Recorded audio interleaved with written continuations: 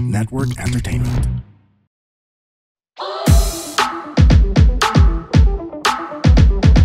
Hi girls and boys! Kami ang Lady Bosses! Mga sister alert! CR tayo, let's go!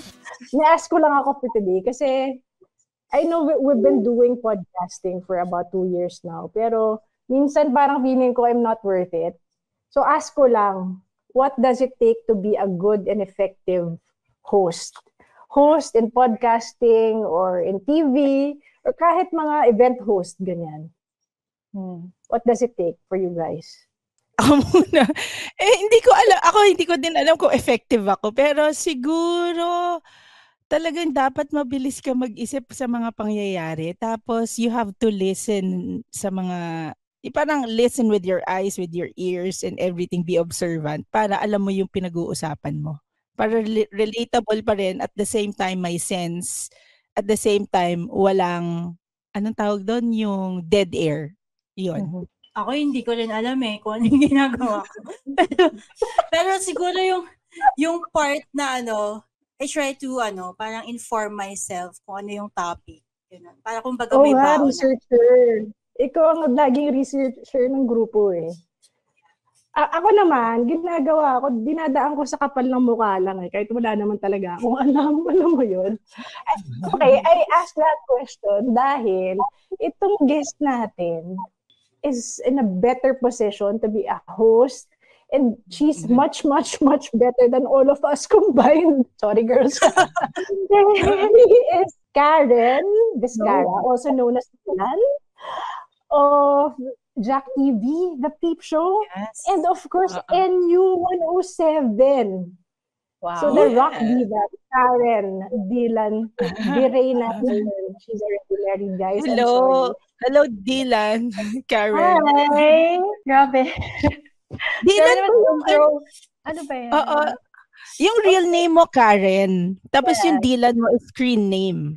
Siyempre, kailangan may screen name. Ba't wala isang Dylan, Karen? Kasi I've always known you as Karen already. Why Dylan?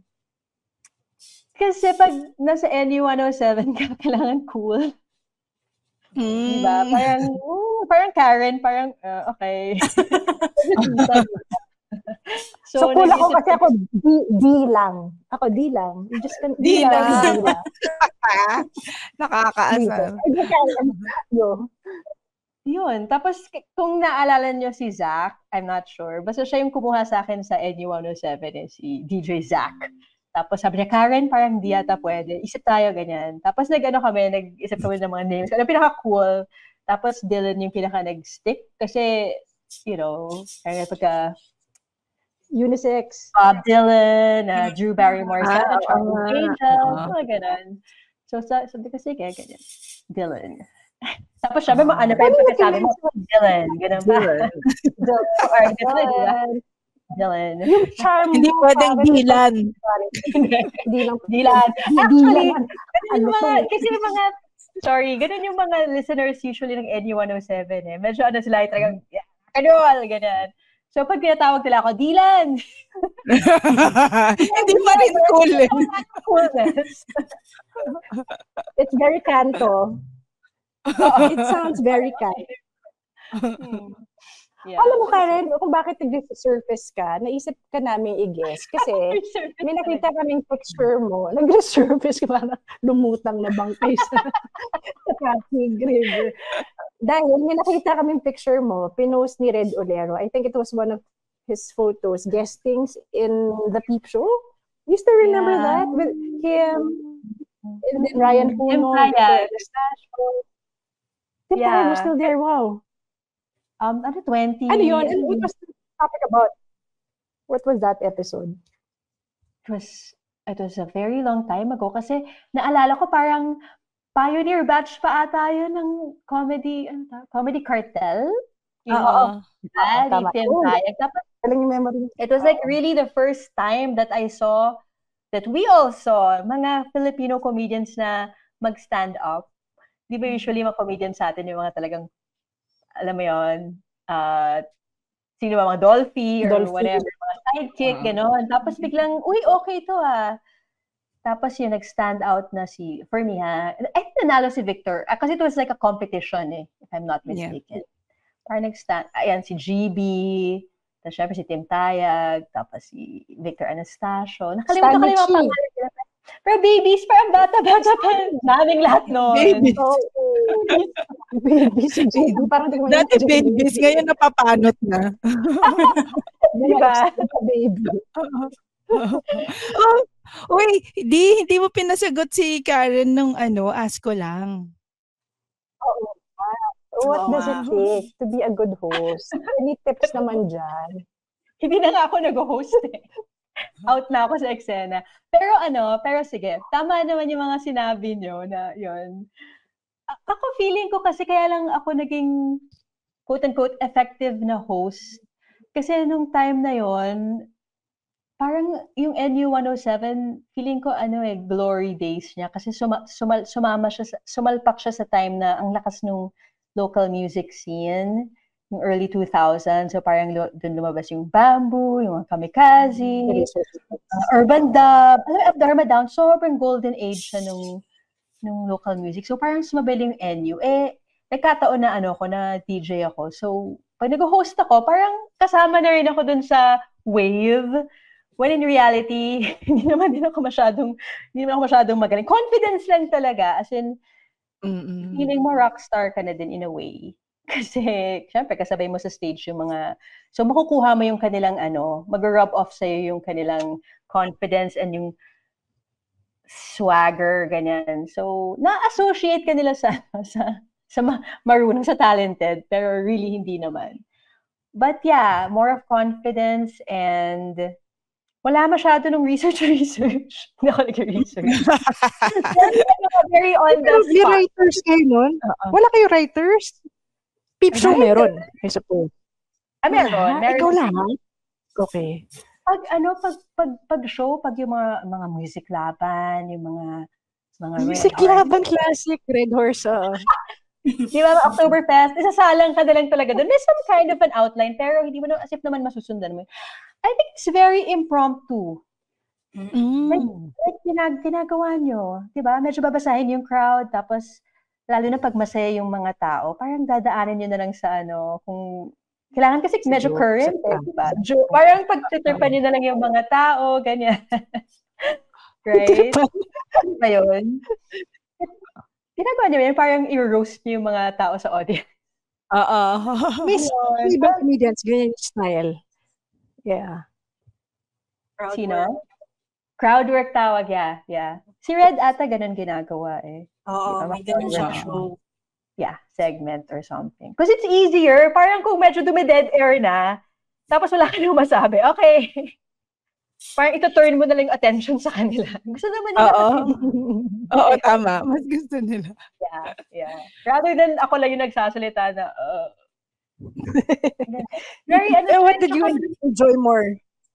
Hosting in the Peep Show or radio? Radio talaga. Radio has all the magic for me. Kasi iba yung imagination pag tumatakbo. Parang hindi mo nakikita tapos, di ba, kunwari nag-interview ka ng mga guests or something. Parang you leave something to the audiences or the listeners' imagination parate. Kasi yung TV, so visual, kita mo na lahat, di ba? So parang wala na silang iisipin. Whereas love ko talaga yung radio. Because ang powerful for me nung medium. Because the music that you play, di ba? Tapos I was more myself with NU. Kasi mas, I don't know, siguro dahil hindi ko kailangan mag-makeup or hindi ko kailangan mag-ayos, hindi ko kailangan Totoo nga? Kasi wala pang video nun. Wala ba? Wala. Naabutan pa nga namin yung time na parang mga MD pala yung pinapatugtog. Kasi MD player. Kasi ngayon automated na lahat Parang, di ba, computerized na lahat. So, ipindot ka na lang, ganito, ganyan. Before, talaga ang dami pang palitan ng CD and MD player. Yeah. Ang dami mong ginagawa. Fun siya. Super nakaka-miss yung radio, actually. Nagugulat ba yung mga question? Yeah, go ahead. Question. Paano usually binubuo yung set list or yung list of songs na ipe-play? Nice. Like, Okay. may certain sequence pa yan. Hi,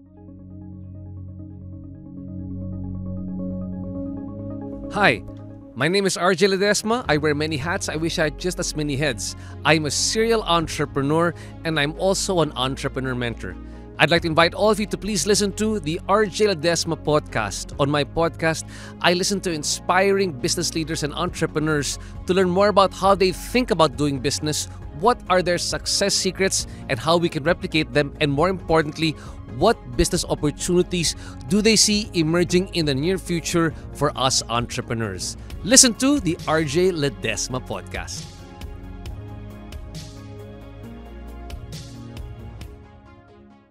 Yeah, pag umaga, kailangan medyo mga chill-chill. Yeah. Tapos pabigat ng pabigat. Hindi ng gabi, wild na. Sila raka-raka na. Akala ko paiyak ng paiyak. Padrama ng padrama. Labo. Ganun. So, pero dahil syempre makukulit kami, hindi namin sinusunod, oh my gosh, feeling ko ako lang, pero okay lang. Kasi wala na yung NU. Pero hindi, pag nakita ko yung listahan, supposedly kasi parang automated na dapat walang bias or anything kasi syempre baka sabihin payola, ganito ganyan. So dapat very fair. Pero syempre hindi ko may iwasan pag shift ko, yung mga favorite akong songs. May mga songs ako na hindi ko talaga gusto, as in ayoko talagang patugtugin. So papatugtugin ko yung mga gusto ko, tapos yung mga ayoko hindi ko pinapatugtog. Tapos syempre mamaya dadating yung station manager. Nakikinig pala. Bakit talaga ganun siya dumating? Ganun siya na rin. Dadating yung station manager. Ang kulit namin, talagang yun nakakamiss. Kasi talagang umiinom kami before sa station. Paggabi na, at inuman na. Kaya pala rakrakan na sa gabi. Rakrakan na, as in, kagulo na.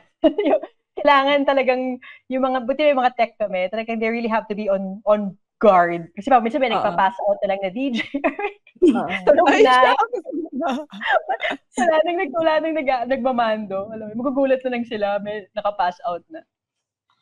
Anong favorite song mo? Yung lagi mong pinapatugtog? Back then? Oo. Wait. Mahilig ako before sa mga happy music. Hindi ako masyadong rocker na may madaming angst. Parang gusto ko yung medyo masaya. Hindi ko alam yung Sublime. Oh, yeah. Oo. Yeah, mga ganon. Parang medyo mas reggae, kind of like that. Or... I don't practice Santeria. Ganon. Or a perfect circle. Although medyo dark na yun. Nakaka-miss nga actually. Locally, love ko ang urban dub. Love ko yung Greyhounds. Oh. Kasi siya, metal siya pero melodic. Tapos Dicta License, mga cool, ganito, ganyan. Sino pa ba? Sugar Free. Na-enjoy ko yung Sugar Free. Para maiba. Genie, updated ka sa mga band scene din back then? Dahil sa kuya mo, no? Oo. Kuya ko kasi si Mark. Mark Lakay. Mark Lakay. Oh, sound engineer ba? Engineer. Wow, galing. So, okay. Sino mga band? Siyempre, E-Heads. Sound engineer siya ng E-Heads eh. Hindi pwedeng hindi. Ano sila ha? Parang nagbalikan na ata sila, no? For real. Nagbalikan na sila. Parang sila nag-break. Tama ba? Parang for corporate shows lang yata sila. Corporate, lang. Sure. Walang new songs. Business, strictly business. Business only. Ay, alam mo, favorite ko, ewan ko kung yung sandwich, yung pinakaunang sandwich, yung singer si Mark, yung mga Butterfly Carnival, tapos si Raymond yung drummer ata. Basta yung unang incarnation ng sandwich, sobrang wow, ang ganda. Pero nag-evolve. Oo nga, ang ganda yung mga startup, yung mga behind the scenes, yun yung mga masasayang mga araw. Kasi yun yung hindi alam ng mga karamihan.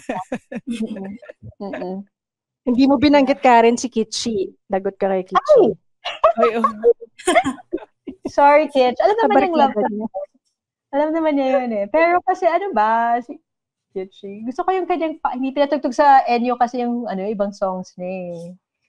Baka masyadong mabait. Masyadong sweet. Oo.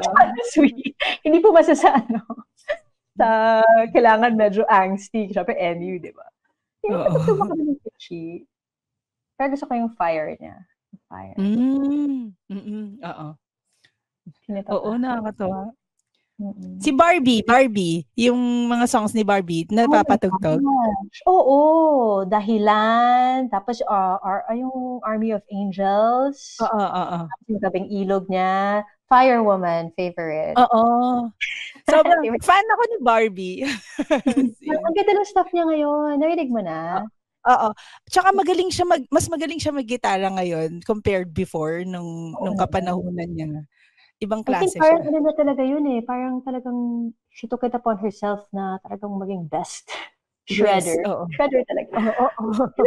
Meron pang collaboration with si Nick Lazaro. So yung sound niya, yun super fun, super young. Basta meron siyang nilabas na The War is Over. Okay, ito yung title. Basta yung yung chorus niya, The War is Over. Sobrang gusto ko yun. Yung first single niya from this new collaboration Oo. with Pang Gen Z ba? Pang Gen Z yung music. Gen Z tunog niya ngayon. Which I like. Yeah. Parang Isa pa naputol yung sounds mo, Karen. Ay, wala na akong sound? Hindi na ako marinig? Wala na? I can hear you. Ayun, okay pa. Mahina. Ayan, meron. Ayun, yan. Sorry. Okay. Oo. Ayun. Meron akong Hindi ba favorite. nagugulat ka rin yung mga audience mo, mga listeners mo from NU when they see you? Kasi usually, pagka radio DJ, hindi maganda, di ba? Sorry. Grabe. Hindi, pero alam mo, bago na ngayon eh. Ibang wave na ngayon eh. Kasi Parang may YouTube na. Pero back then, hindi talaga kita ko ano yung mga itsura ng mga radio host. Oy. No comment.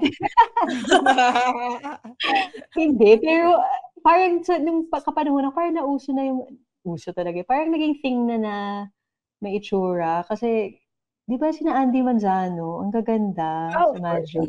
Si Andy. O siya lang Di naman ba? na. O sa bagay, nowadays, marami na maganda. Oo.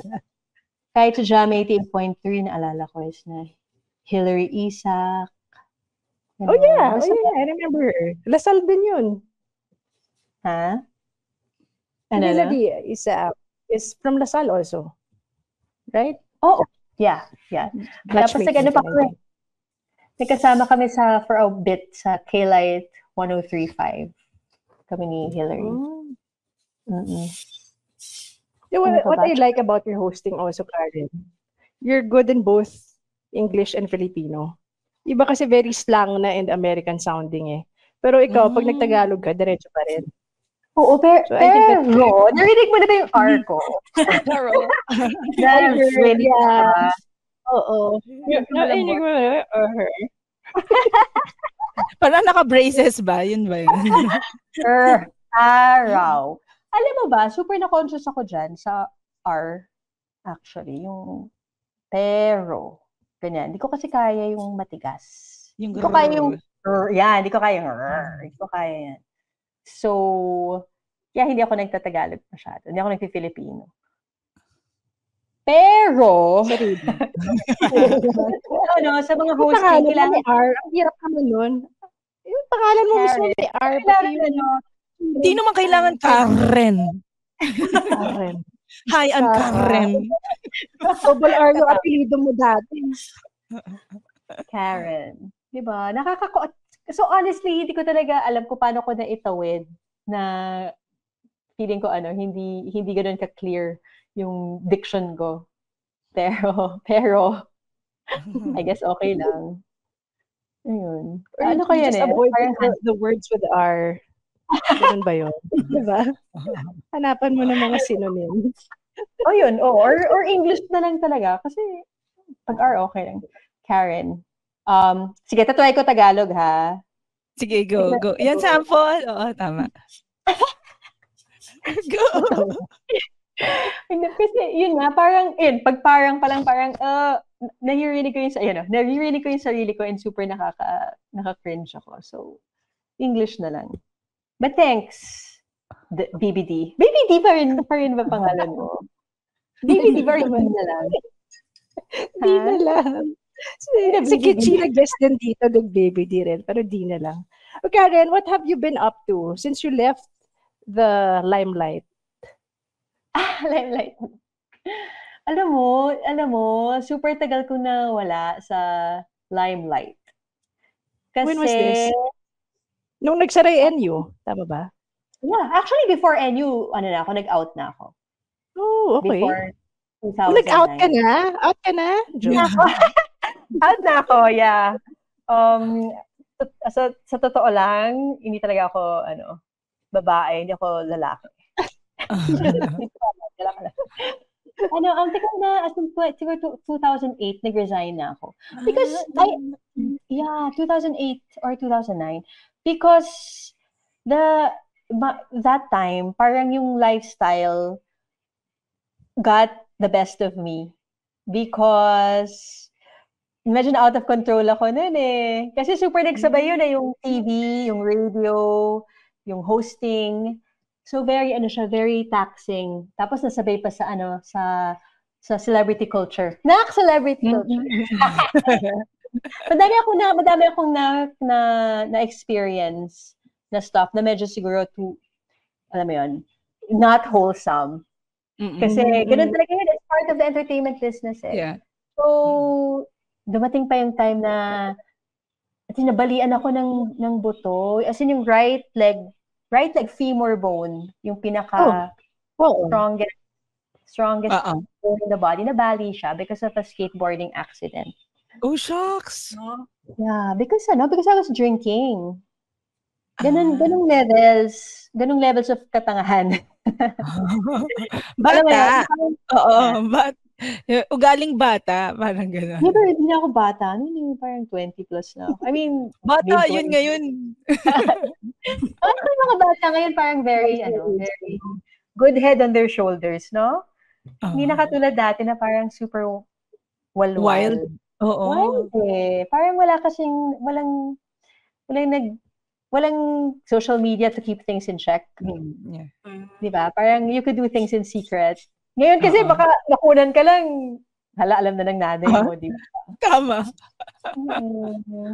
Pero ang saya nun Like, pero na-imagine ko. Mabaliwan ng buto, nalaka lang. Oo. Hindi, pero na-imagine ko kung gaano ka-wild nun. Yung off-cam, parang gano'n. Yung off the limelight or off the, what do you call that? The radio and everything.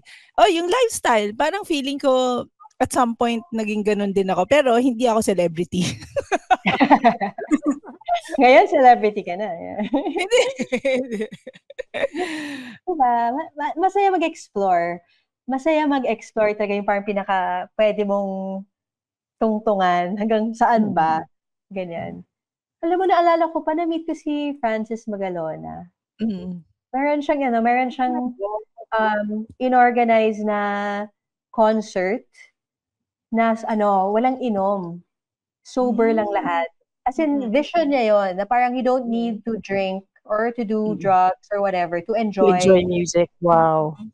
Tapos yung time niya parang, hindi ko talaga get. Kinuha niya akong host. Tapos, nagkwento siya nung kanyang story na parang, yun nga, ganito, ganyan. And then he became sober. Tapos yung time na yun, parang, sabi ko, wow, what a great vision. What a great man. Ngayon ko lang siya na-appreciate. Kasi nung time na yun, hindi pa na-gets ng mga tao eh. Parang hindi pa. Although now, I think it could fly. Kasi nga yung mga tao ngayon mas may sense na or something like that. So imagine that was like how many years ago and naisip na ni Francis yun. But anyway, ngayon. Hindi mo ba naisip na sumali sa band or anything? Then, syempre, ginawa ko na din yun. Ginawa ko na yun. Anong instrument syempre, syempre bass. Kasi yun yung wow. Hindi kasi ako marunong naman talaga eh. Parang lang. for the show. For the show. What was your basis for being a bassist? Who's your idol? Yun. Yun na lang yung kanta. Yun na lang yung tanong. Who was your idol? Tumutugtog kami. Oh my gosh. Tumutugtog kami doon sa... Nakailang gigs din. Kasi yung mga kasama ko magagaling. Parang ako lang yung... Medyo, hinaan ko na lang yung bass sabi. Hindi ba yung really? Ganun lang naman yun. Pumorma ka na lang dyan. Nakakatawa kasi parang recently, yung isang co-DJ ko, si Mondo Castro, siya, vocalist siya guitarist ng Pinup Girls. Tapos, matagal na silang, basta tagal na nila siguro more than 20 years na silang tumutugtog. Nag-message siya sa akin, sabi niya, "Uy Karen, do you still play the bass? Pwede ka bang mag-bass for us kasi mag-reunion sila?" So ako talaga, Mondo, hindi talaga ako marunong.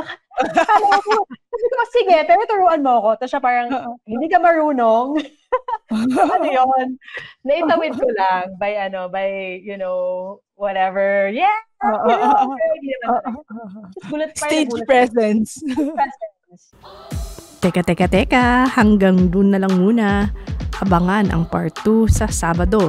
The next period will feature the other side of Dylan as a mom and a wife and the story behind her journey in finding her true self. The opinions of podcast creators, hosts, and guests are not necessarily reflective of the official stance of the Pod Network Entertainment, its hosts, or other network programs. The content created by the people behind the podcast is personal and not meant to harm any religion, ethnicity, group, organization, company, or individual.